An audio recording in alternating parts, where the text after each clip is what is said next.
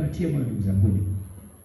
Wewe umeitwa kama mwenyekiti wa wilaya, wewe umeitwa kama mhasibu, kama mjumbe, una jukumu ambalo Mungu analihitaji kwako. Kinachotakiwa kuepukwa, usije ukawaletea habari mbaya ya ile nchi uliyokwenda kuipeleleza. Ni mwenyekiti wa CCT mkoa wa Iringa, Askofu Joseph Mgomi, wakati akiwaingiza kazini viongozi wa CCT katika wilaya ya Kilolo. Utekelezaji unakuwa mgumu kwa sababu wengine wanatamani turudi kwenye ukiritimba na wengine wanakuwa kama wale wapelelezi kumi kinyume cha Joshua na Caleb. Lakini Mungu wetu ni mwema, anataka tufanye vizuri. Kusoma katika Yakobo sura ya 4 mstari wa 17 inasema, ajuaye kutenda mema naye hayatendi, mtu huyo kwake yeye ni dhambi. Yaani kama una gari labda kubwa mnatembea, alafu mwingine ana gari kadogo, alafu anakuta watu njiani, kweli mvua inawapiga, atafanyaje? Kimeshajaa, akawapita. Mwingine ana gari kubwa akawapita na yeye, alafu siti ziko wazi tu. Tendo ni moja la kuwapita, kwa huyu dhambi, kwa huyu hana dhambi. Kwa hiyo ajuaye kutenda mema naye hayatendi, kwake mtu huyo ni dhambi. Naye katibu mkuu wa CCT mkoa wa Iringa, mchungaji Emmanuel Nyamalia, amewataka viongozi wanaoingizwa kazini kufanya kazi kwa bidii na weledi. Tuna nafasi kubwa sana wilaya yetu ya Kilolo, kwa sababu kadri unavyotumika vizuri, siku nyingine tunaweza kusema huyu naye siaje kwenye kamati ya mkoa bwana, mbona tunaona anafanya vizuri, na wale wa taifa nao wanaweza kuona kutokea hapo, akasema mbona huyu anafanya vizuri, tumlete kwenye taifa.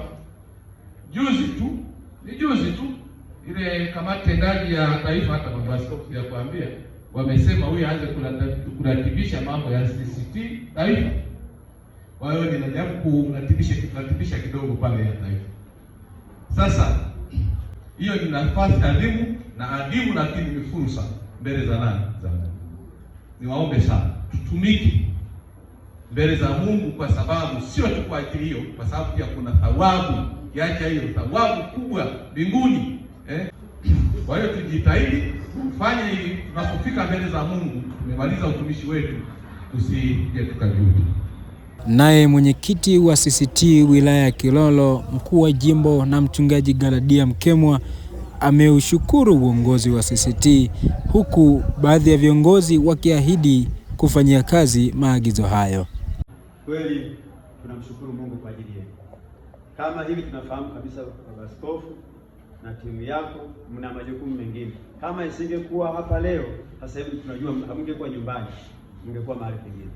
Kwa hiyo tuna furaha kubwa, hatuna kitu cha kuwapa, ila Mungu awabariki. Batazali Endo Pewa, mchungaji toka kanisa Anglican Tanzania, Dar es Salaam, Iringa. Nipo eneo la Kilolo, St. Michael. Na mimi kwa Mungu nimechaguliwa kuwa katibu CCT wilaya ya Kilolo, na leo tarehe 23 nimesimikwa 2026.